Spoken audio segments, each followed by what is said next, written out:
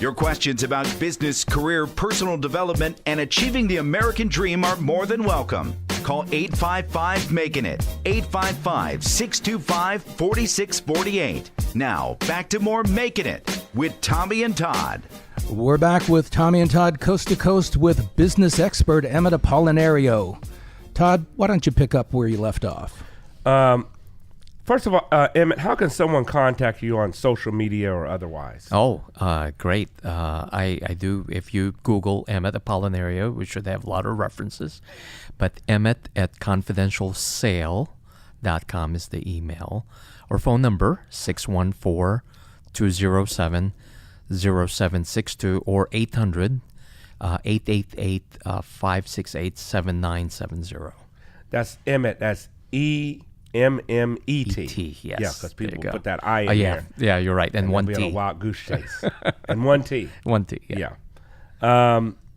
You say corporate employees that lose their job are the most common buyers of a business, right? Not so much lose their job, but they've worked for corporate America for 15, 20 years, and they cannot get anywhere with their decisions. So they'd like to be able to control their destiny a lot better. So they want to leave their job. They want to leave their job. So we're talking corporate employees are Right. a big market. Right. But let's talk the typical transaction size. Mm-hmm. What's the typical transaction size? Typical, let's, if I can use one, a former president. But you're like Goldman yeah. Sachs. You're a transaction business. You don't see people. You see transactions. No. We want to make sure they're successful and they have to feed their families and be able to service the debt and pay the bill. So a $5 million metal fabrication company purchased by a former division president of a larger a basket company in Ohio. He left the position, but he wanted to control his destiny. The business was generating about for the owner, about $400,000. Purchased that for about $2 million. Utilized the 401k. There is a provision for the government that's IRS approved process. That if you're looking to buy a business, that you can actually utilize 401k funds, roll over, no tax penalties. That's the beauty of it. Yeah, I didn't know that. Yeah, that's a great program, and I work with 4 different companies that it's a complicated process, but we extract the 401k, apply that to an SBA required down payment of somewhere between 10 to 25%. The seller may have to carry some financing, but the SBA will finance that. That's a 7-8 program with the SBA. So the typical transaction size of all your transactions are the sweet spot that you probably will find out there. If we take a look at our statistics of 4,000 transactions a year at Sunbelt, you're probably going to be looking at about a $500,000 purchase price for businesses. Okay. Yeah. So that's the example I used would be on the larger side, but right. $500,000 that will be generating about $125,000 in income for the owner, and that's your management executive type person. Still want to get their 6-figure income from there. So like 125,000 owner comp, right? Mm-hmm. From it. And you said like that business sold for $2 million or $5 million. That one sold for about $2 million. Yeah, for that.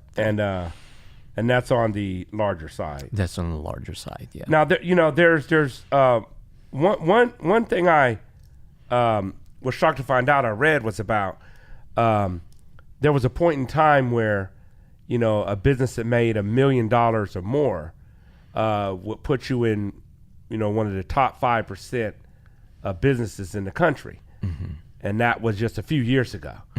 That most businesses don't make over $1 million. No, they don't. Yeah. Even a smaller percentage. I mean, you're getting towards 2%. 1 to 2% make over $5 million. I mean, so the majority of businesses out there, like 95% of business out there, are making 100,000. 200,000 for the owner. Well, just gross sales. Gross sales. Yeah. And so this figure would have surprised me before, but not now. I think, well, 500,000. That's a pretty typical business that how much in sales they would have. And speaking of that, segueing, at what gross sales or financial position should an entrepreneur get their company valuated? Like, you have mom and pops out there, you have businesses out there, and they think, evaluate my company.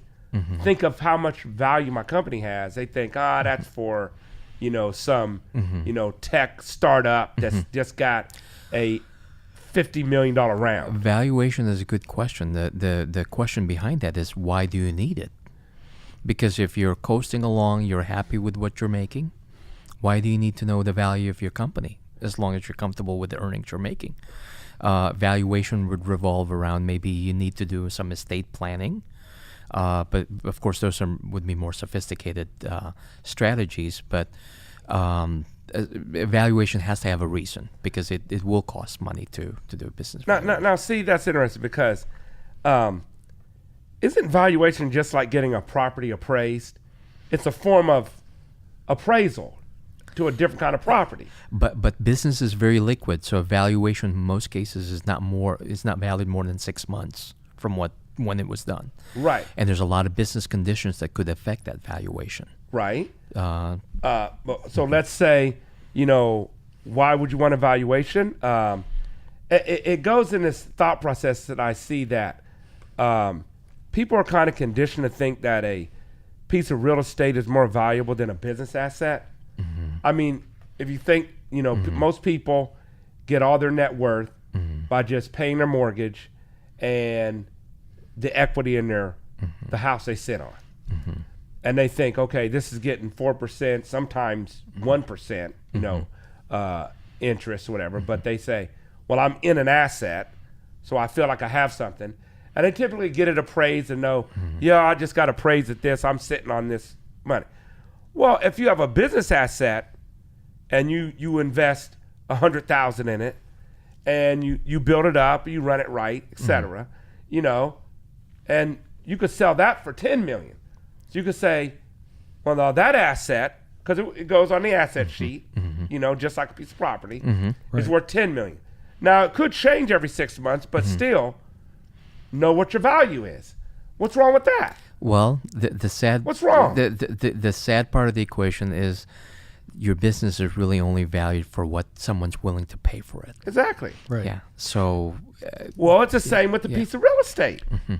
In the market. Don't valuations help you in borrowing money too, as well? If you do have loan covenants and you do need to provide to a bank the value of the business, yes, it will force you to drill down on information that you need to have. Yes. But I say just like a piece of real estate has to do with location, what people are willing to pay for it. If someone famous is in the house, the people will pay more because they want to live there. Right. When I was just in Vegas, they rent Frank Sinatra's house out for $25,000 a night. Wow. Now we know that that's not worth that for that piece of property, but oh yeah, people will pay for it. It's worth it. Yeah, people will pay for it. So I'm just saying that I think people need to understand that there's more than one asset than just your house you're sitting on. There's all kind of assets, and so can you? Would you say if someone's thinking of selling their business that they're making $100,000, grossing $100,000 a year, that it's okay for them to look for a valuation? Oh yeah, I mean they need to understand what they could sell that business for because all the while they may be. I am a product of that. I thought my software company was worth so much more, and then when I did the valuation, it was not worth what I thought it was. Well, you do. Yeah, you have to. Clearly, you learned what makes a company valuable. Rank the types of businesses that sell the fastest versus the ones that sell the slowest. In types. Interesting. Retail, just because everyone's conditioned to retail, it's a lot more tangible than the service business. Okay. You also have to go to different parts of the country too, because if you are looking at Midwest, service business would probably sell, but manufacturing right now is hot right now as far as if you're manufacturing something, there's a big demand for that sector right now. Second would be the service business. Third would be retail.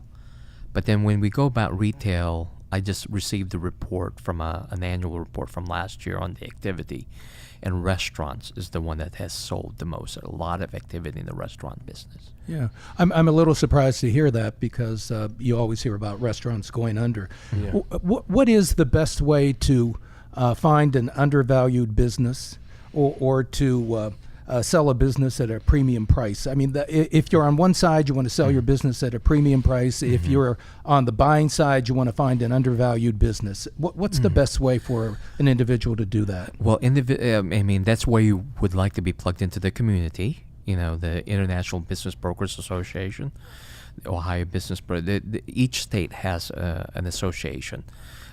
Reach out to them, learn what type of activities taking place.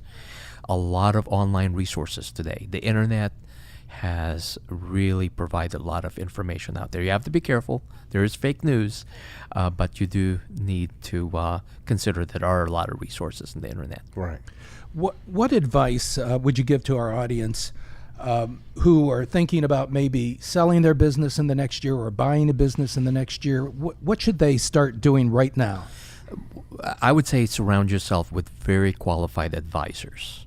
People that have, if you know of someone that have sold a business before, see if they can help mentor you. That's I would say number one, because they've blazed the trail and they've done it before. Second is start surrounding yourself with good accountants, good attorneys, good advisors like myself that have been out there in the market that could provide valuable advice in packaging your business for sale. So advisors, professionals, and also mentors. Now, let's talk about mentors. Is there a place where you can go and find mentors, or you have to do this on your own? How does that work for people? Well, for each state, there's what you call the Small Business Development Center, and also SCORE, which is actually funded by the federal government, by the SBA. You have retired, that's SCORE means Service Corps of Retired Executives or retired business owners. Those are the people that you can reach out. They have their own communities out there that they can assist and help you get plugged into those groups and communities. Are these volunteers or are they paid consultants? No, they're volunteers, yeah. All of them? Yeah, they're federally funded, and in fact, they would want you to be calling them because that will ensure their constant funding.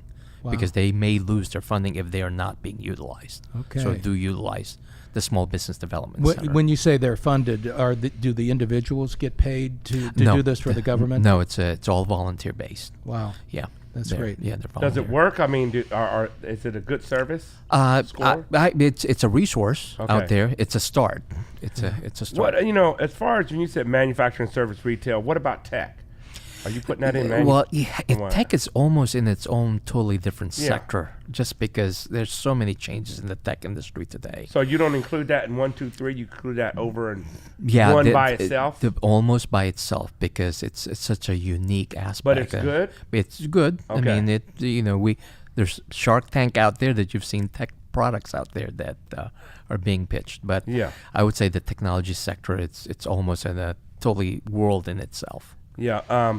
What about owner financing? Like, what percent of the deals are owner financed, and what should you look out for to be able to get owner financing? Well, if you're buying a business, that's preferred if you can get owner financing. Right. But all that changed since 2002 because of the robust SBA program out there. Prior to 2002, there were more transactions that were owner financed. But then after 2002, when the economy, when the SBA became more aggressive out there, these owners are wanting their cash out. Right. So this is great, Emmet. How can someone get a hold of you if they want to use your business broker services? About 20 seconds. Sure. Emmet, log on to confidentialsale.com is the website. It's got all the resources in there. And look for Emmet, EMMET.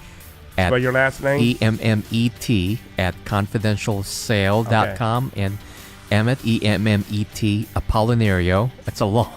Yes. That's why you put Emmet. Yes. At Confidential Sale. Right. All right. This was a great interview. We're going to take a break. When we come back, our next segment. You're listening to Makin It.